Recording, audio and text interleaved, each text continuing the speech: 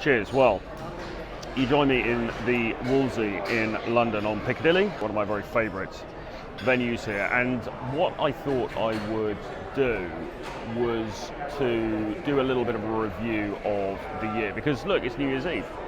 Well, hey, New Year's Eve, celebrate. So what I thought I would do was to go through some of the stuff that has happened in 2022, some of the learnings that I've taken from it personally, and some of the things that I've observed. And yeah, just do a little bit of one of those little summary type things, which I think is probably a nice thing to do at this festive period of the year. So without further ado, let's crack into it. So for me, 2022 has been a very, very good year. It's been one of my most successful years. In fact, it has been my most successful year commercially for a number of reasons. And it's been very successful in other areas as well. In terms of the travel, which, as you know, if you watch this channel regularly, a big part of what I do is to travel around to different places, different areas in the globe, and get a sense of what's happening there on the ground in the dating marketplace. And then I usually walk around in quite a miserable mood and make existential rant videos about it.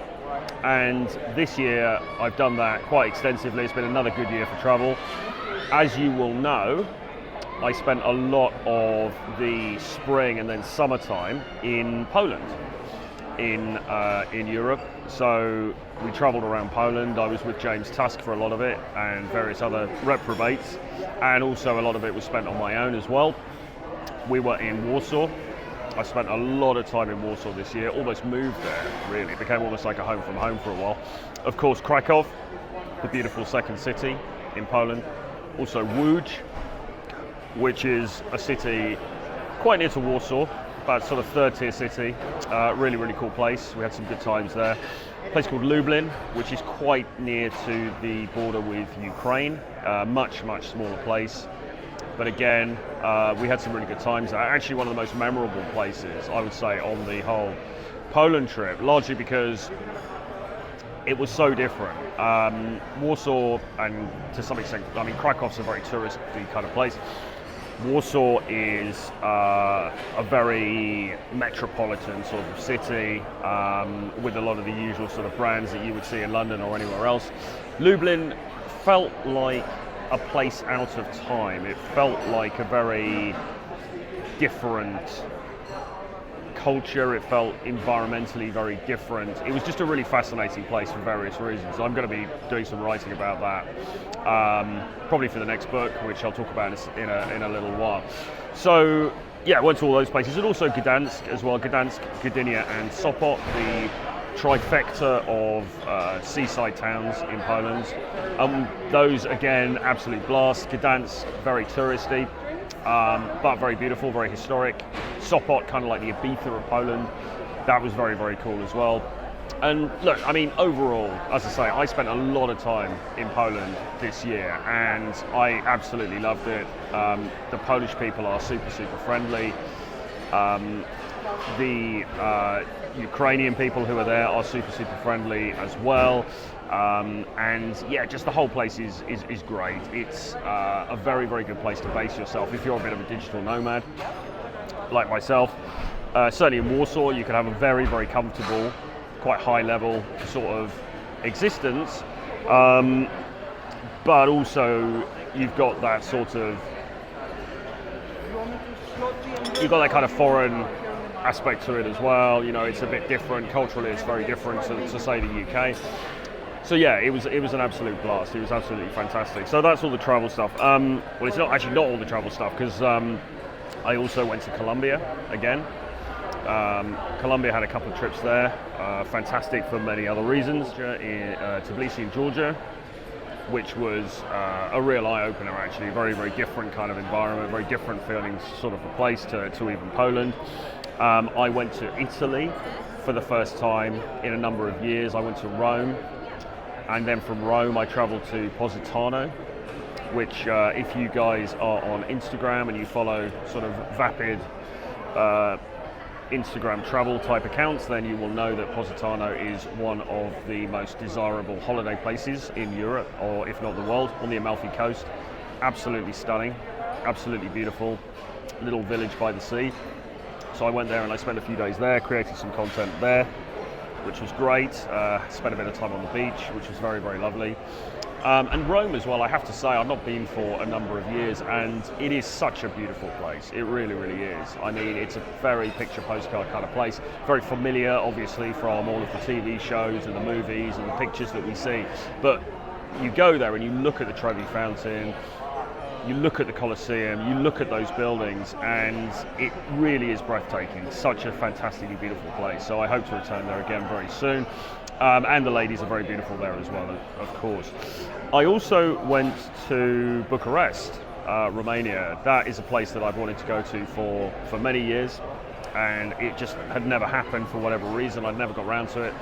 And the good thing about travel is that once you start doing it and you start doing it regularly, it just becomes almost second nature. And I'm very lucky because being based in Europe, it's very easy to get around. You know, I could get on a plane, I could be in Slovenia in a couple of hours, I could be in Lithuania in a couple of hours. You know, it's not hard to get to these places. But what happens is you get stuck in your ways. You know, you think, well, do I really want to get on a plane and do all that stuff, or should I just sit on the couch and watch Netflix instead? And you know, we can become lazy. But travel is very easy from the UK to those places, and so I just got my act together. I had a client over there anyway. I had some work to do, so I went over to Bucharest, and again, you know, very, very cool place. I definitely want to spend more time there. I didn't really see all of it properly because I was working for most of it, but the Old Town area was very interesting. The Parliament buildings were very interesting. It was a very beautiful place, kind of quite a decadent sort of feel to it. You know, there's definitely a party place for sure. So yeah, that was very cool. So quite a lot of traveling around, certainly around Europe, perhaps a little bit less so outside of Europe, but I will aim to rectify that as we go into 2023. What about highlights? Highlights from a professional Troy Francis type aspect? Well, the channel, the YouTube channel that you're watching now, is on nearly 20,000 subscribers. Now, that isn't a lot in the big scheme of things. It's not Fresh and Fit numbers. It's not just Pearly Thing numbers. It's, you know, it's a very, very small channel. But for me, to hit 20,000, which we will do very soon, is a big milestone for sure, particularly as the channel's demonetized. I mean, look, guys, I don't get any ad revenue. I'm probably being somewhat pushed down for that reason because I'm not making YouTube any money directly through ad revenue. But to hit 20,000 subscribers with basically just me talking nonsense to you guys is a great achievement. And as I say, we're going to hit that very soon, and then we're going to go on to even greater heights going into 2023, because what I can feel, what I can sense, is the way that this content is hitting home with you guys. Me talking about these things, me sharing these things from this slightly older guy perspective, really getting down into the nitty gritty of some of this dating stuff, of some of this social stuff, and this weird kind of simulacrum matrix style environment that we all now inhabit. I think that people appreciate my take on it, or certainly a few of you do, not a huge number, but a few of you do, and for that I'm very, very grateful. And look, for me, it's never really been about having the biggest audience in the world. Actually, in many cases, having a very big audience is a poison chalice, because it brings a lot of good with it. It can bring a lot of money, it can bring a lot of recognition and those sorts of somewhat superficial things, but it can also bring a lot of negativity with it as well, and we're seeing that around us right now, okay? You know, people grow very big and that brings problems with it as well. So for me, it's never been about having the biggest channel, it's about having the greatest possible impact per person that I can. So if I only had 3 people following the channel, that wouldn't matter if I was having a big impact on those 3 individual people. Because ultimately, really, this is not about big numbers. This isn't about aggregate mass groups of people. This is about my relationship with you, okay? And that's all there is, right? It's a one-on-one thing.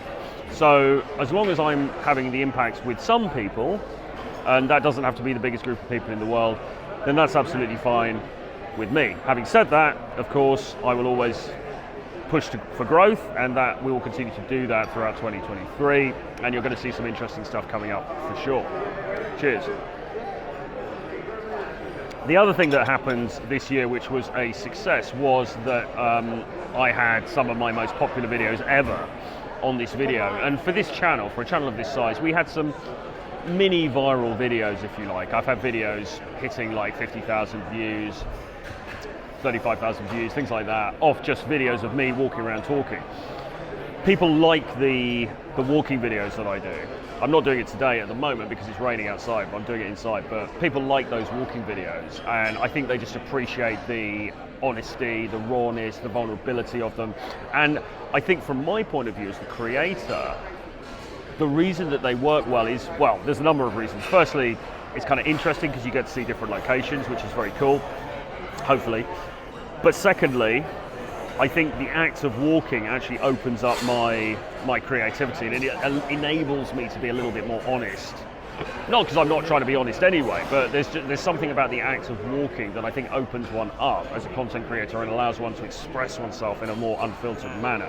And I think people appreciate that. So we're certainly going to be keying down on those, focusing on those going into 2023. There's going to be a lot more of that content, and we're going to be going to some really cool locations for you guys, so you can see, you know, a little bit of life in various different cities and various different locations, while we are at the same time pondering away on what the meaning of it all is, if there is any meaning of it all, which of course, spoiler alert, there isn't.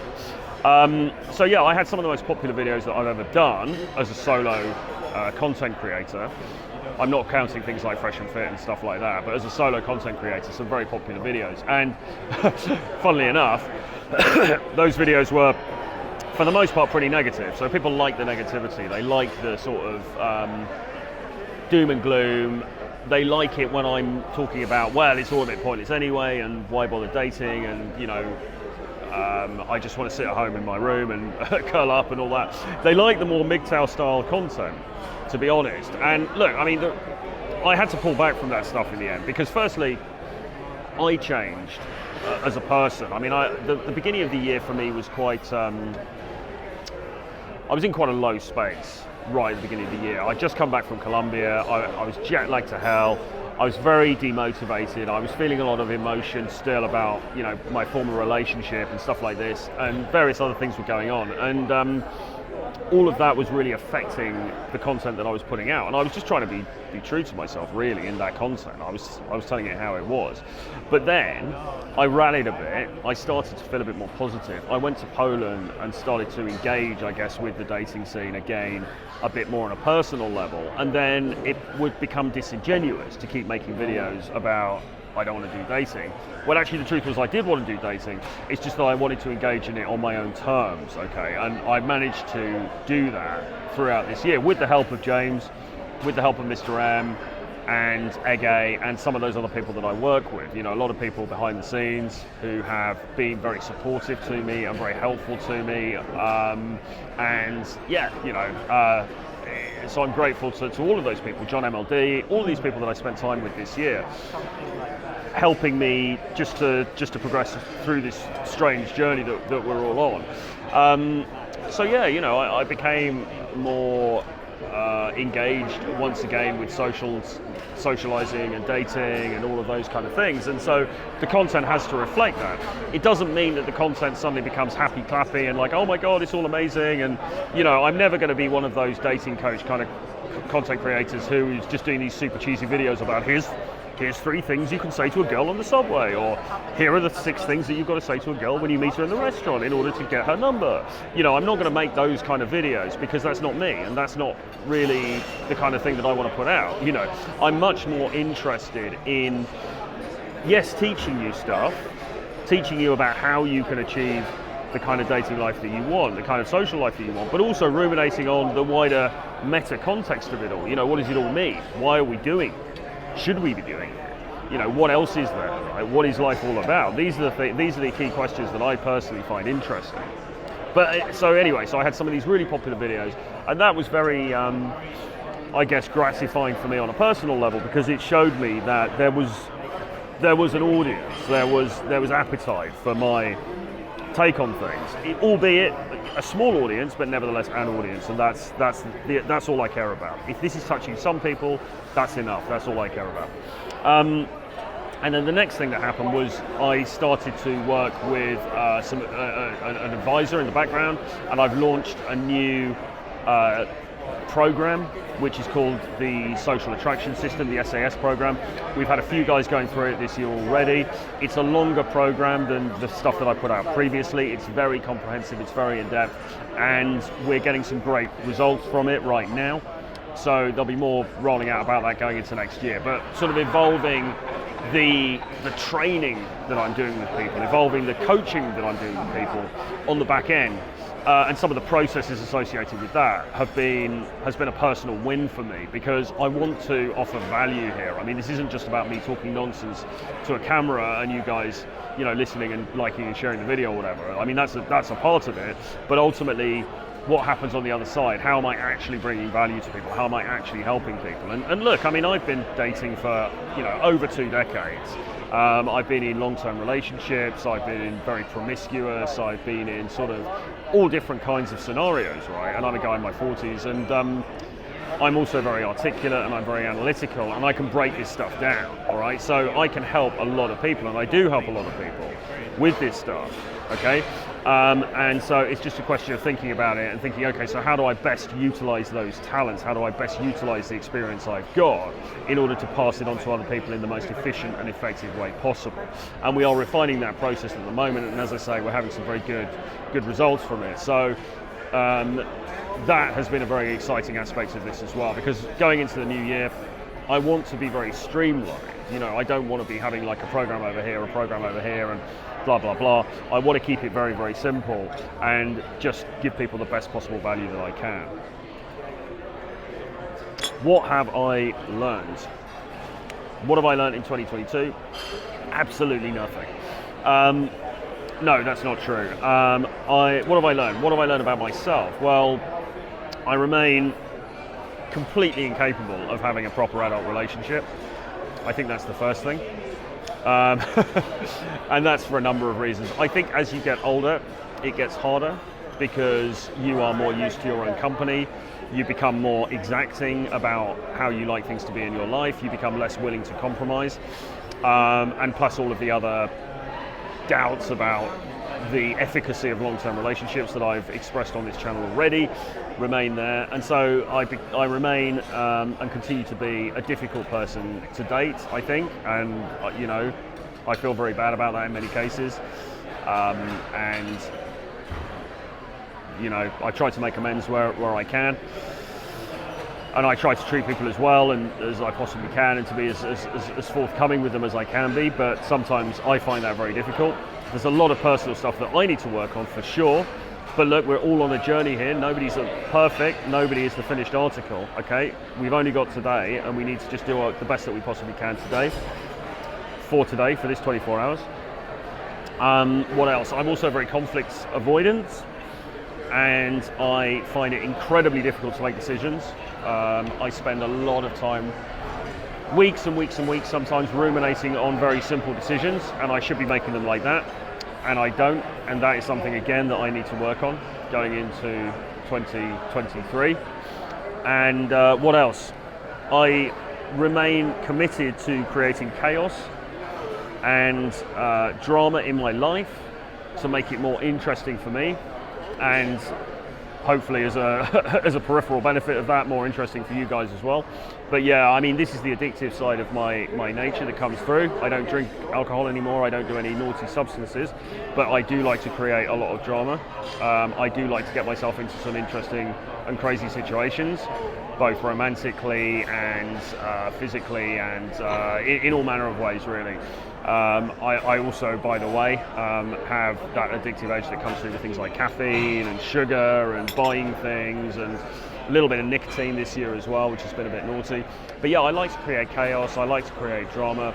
As I say, it's a way of not having to feel your feelings. It's a way of not having to sit with yourself, because I actually don't particularly like myself very much. I don't mean that I I have a lot of respect for myself, I have a lot of regard for myself, but you know, if it's a choice between sitting at home and meditating for an evening or going out to a strip club and, you know, forgetting momentarily the existential dilemmas that torment me, I'm going to go for the latter 100% of the time. What else? I've written a note here, I can't actually... Oh yes, okay, and the other thing that I have learned this year is the importance of following one's own instincts, because you get a lot of people around you who think or purport to think the best thing for you to do, the best thing for you to do for your personal life, the best thing for you to do for your business, and so on and so forth. And the reality is that a lot of the time, well, all the time really, these people are just making it up because they don't know either. they have no idea. And so if you're going to go with somebody's hunch, you might as well go with your own hunch, okay? And I think this is an important lesson for everybody watching. Go with your own gut instincts, okay? Unless you've got a history of just terrible decisions, and in which case you might want to run it past other people. I mean, by all means, use other people as a sounding board, okay? Take their thoughts on board, but don't necessarily make decisions based on what they say, because they don't know either. They're just making it up, okay? So go with your gut. And what else? So the main takeaways as far as what I've observed out there in terms of clients and other people and all this dating stuff is just how infinitely complex attraction and social dynamics really are, and how necessary this content remains. Because look, we kind of think, particularly if you work in this space, particularly if you make content about this, we think, oh, it's all just, you know, we all know this stuff already, we're just, you know, regurgitating the same stuff, it's all, everyone knows all this. They really don't. They really don't, okay? A lot of people, just in the arena of dating, just in the arena of going and talking to a woman, right? A lot of people, they've read some things on the internet, they've seen some videos, they think they know how it's meant to go. But the mistakes they make, and the sheer volume of mistakes that it's possible to make, and the things that it's possible to get slightly wrong, are so multitudinous that you wouldn't believe it, okay?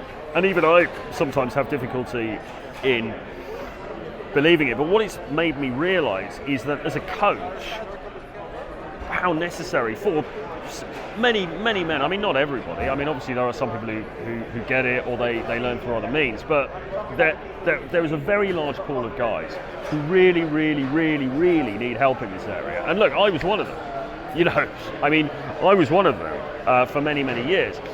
And to be able to serve, to be able to just offer a little bit of my own experience and the experience that I have gleaned by working in this space and working with many other great people in this area, it is a gift to be able to give that back, okay? And that sounds cheesy, but I don't mean it, I genuinely mean it, I don't mean it in a cheesy way. Because this stuff is important, you know. You might think, well, dating, who cares about that? You know, it's not world peace, is it?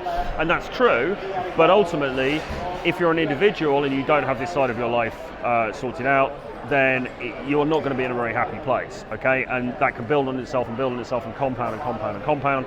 And we don't want to see you going down that spiral, okay? So I hope that this content gives you some inspiration, some motivation. I hope it gives you something to think about sometimes. I hope it entertains you. And look, you know, if you are in a position where you think, I need some help with some of this stuff, or I need to just run some of this stuff by somebody, then you can get on a free call with me. The Calendly link is below, so do that, or drop me an email, troy@realtroyfrancis.com. And, you know, we will go into the new year, we will go into 2023 together, and we will improve your situation. We'll make things better for you. We'll figure out a strategy together, how we can do that, okay?